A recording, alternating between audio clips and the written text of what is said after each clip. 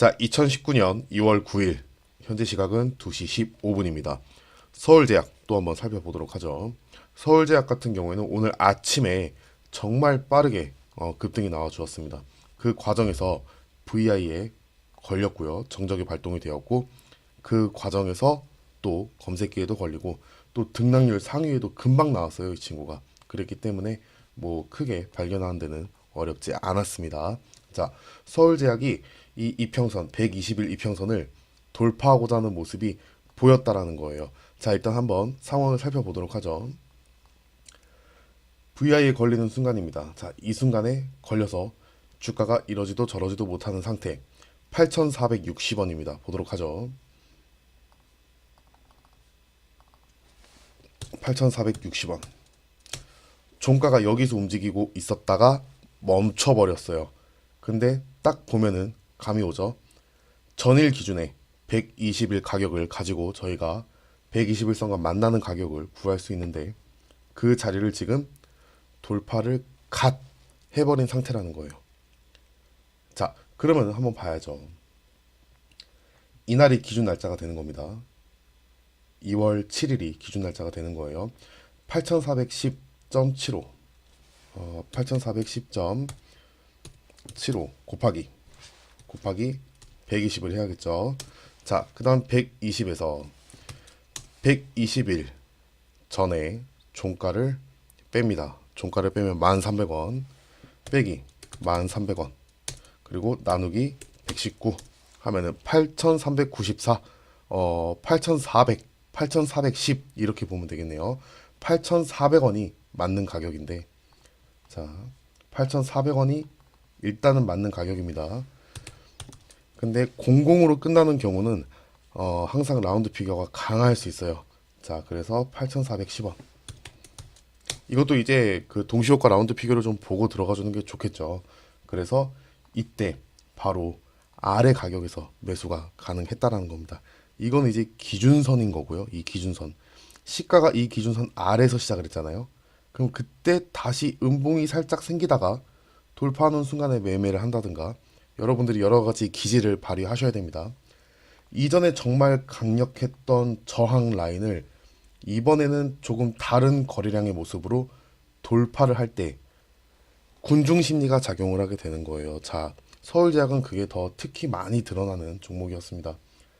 이전에도 121선을 뚫으려고 노력했었고 그 다음에도 며칠 전에도 뚫으려고 살짝 시도를 했었지만 결국에는 실패를 했었는데 이번에는 그 거래량이 또 남달랐어요. 뚫어준 위치도 너무 좋았고요. 그런 차원에서 서울제약은 좀 괜찮았던 종목이었던 것 같습니다. 자, 이거 말고도 이제 살펴봐야 될 게 분명히 존재해요. 이제 이게 순간적으로 쏠리는 수급을 이용해서 이제 하는 건데 개인들은 이걸 이제 지켜보았을 거예요. 왜냐면은 이렇게 장대 양봉 그리고 좋은 흐름을 만들어 주면서 또 최근 들어서 제약바이오에 대한 어떤 기대감을 살짝 심어줬던 그런 계기들이 좀 있었죠. 그랬기 때문에 눈치를 보고 있는다. 이 부분에 대해서 여러분들이 명심하셔야 돼요. 개인들은 누가 뚫어줘야 달려듭니다. 그 수급을 이용하는 게 세력이고요. 자, 그렇기 때문에 그때 찰나의 순간에 들어가는 거예요. 찰나의 순간. 그걸 잊으시면 안 돼요. 이 개념을 알고 있어야 호가창 흐름이라든가 이런 것들이 이해가 되는 거예요. 여러분들이 호가창 하면서 맨날 이제 바라보고 있을 텐데 이게 호가창 자체에 어떤 의미가 있는 게 아니라 어떤 자리에서 어떤 개념을 가지고 물량이 등장하느냐 이 부분을 저는 중요하다고 생각을 합니다. 그렇기 때문에 그냥 단순하게 호가창을 바라만 보는 게 아니라 지금 내가 보고 있는 호가창의 모습이 어떤 위치에서 등장을 하고 있는 건지 이 부분을 결코 놓치셔서는 안 됩니다. 자, 나머지 친구들을 좀 볼까요? 이날 일단 살펴보도록 하죠. 이날 같은 경우에도 121선 돌파를 시도를 했었습니다.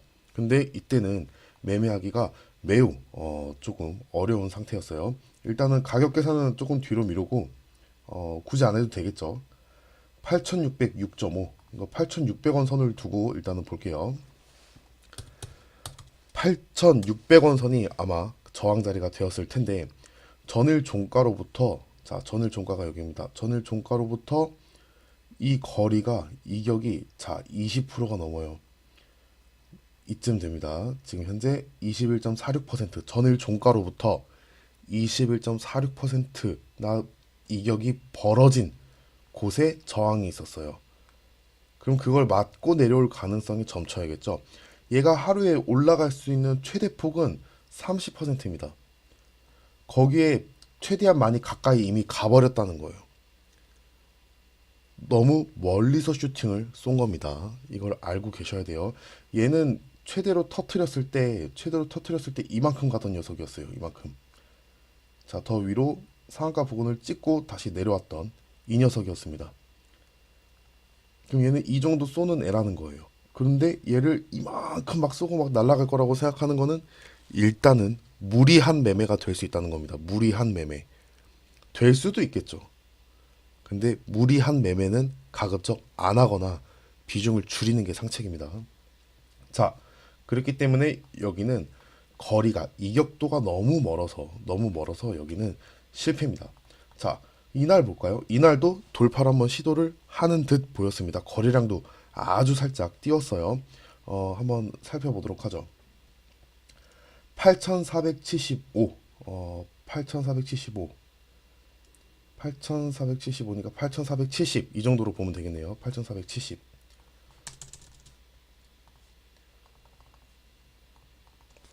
8,470 놓고 보겠습니다. 아예 돌파에 실패를 했죠. 예, 아예 그냥 맞고 여기가 저항이다 확인을 해주는 오히려 그런 모습이었습니다. 근데 드리블을 해서 이전에 말씀드렸죠. 드리블을 해서 주가를 저항선 가까이 끌고 간 다음에 이전에는 여기서 쏜 슈팅이에요. 여기서 쏜 슈팅. 근데 오늘은 더 올라가서 쏘더라. 그러면 이때는 또 가능성이 있을 수 있겠죠. 더 가능성이 높아지는 겁니다. 전일 종가가 7,700원이에요. 7,700원을 기준으로 놓고 보았을 때 이번 저항선의 위치는 이전 거에 비하면 비교적 매우 낮은 자리죠. 9% 정도, 이격도가 9% 정도 됩니다. 그렇기 때문에 조금 더 가능성이 높았어요. 매매 기술이라는 거는 사실 별거 없어요. 그냥 그간 경험해 왔던 것들이 기준이 될 수 있는 겁니다.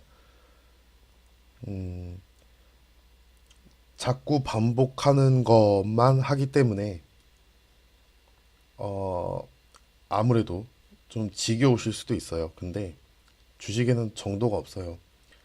이미 정보는 차고 넘치고 흐릅니다. 정보는 정말 차고 넘치고 흘러요. 그거를 진짜 갈고 닦았느냐, 그렇지 않았느냐의 문제인 거지. 이미 저희는 정말 정보의 홍수 속에 살고 있는 것 같아요. 그래서 사실 제가 해드릴 수 있는 거는 이렇게 똑같은 거를 자꾸 반복하는 거 이거밖에 없어요. 예, 그러다 보면 그 개념에 대한 믿음이 생겨요. 그리고 그 믿음이 소신으로 바뀌게 되고 또 소신 있는 매수 매도가 가능해지는 겁니다. 새로운 내용 백날 알아봤자 소용이 없어요. 시장을 예측하는 사람들 입장에선 필요하겠죠.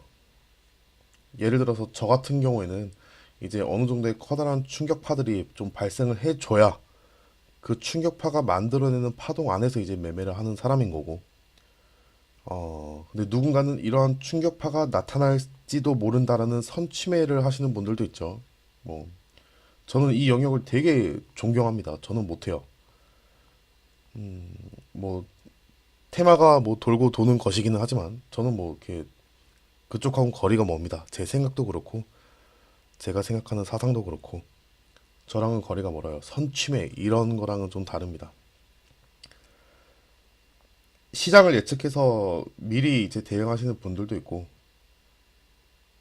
어떤 신호나 뭐 어떤 충격파가 발생한 이후에 만들어 나가는 파동, 그 흐름 안에서 매매하는 분들도 계시고, 여러 가지 타입이 있겠지만, 저는 개인적으로 선취매를 하시는 분들을 정말 존경해요. 어쩜 그렇게 시장을 잘 맞추시는지. 비꼬는 게 아니라 저한테 없는 능력입니다. 그래서 사실 부러워요. 저는 제 예상대로라면은, 예, 제 예상대로 만약에 선취매하는 매매를 했다면 저는 정말로 거지가 됐을 거예요. 정말 빠르게. 제 성격하고는 너무 안 맞습니다.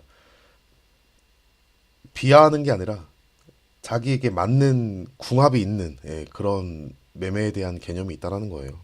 뭐 그게 기법이 됐든 이론이 됐든 나 자신을 납득시킬 수 있는 어떤 내용이 분명히 존재합니다. 그거 하나만 파면 돼요. 그거 하나만. 가장 믿음직스러운 거 하나만 파시면 되는 거예요. 그러다 보면은 여러 가지로 매매가 가능해지실 겁니다. 자, 어쨌든 서울 제약이었고요. 다음에 또 같은 내용으로 찾아뵙도록 하겠습니다. 수고하셨습니다.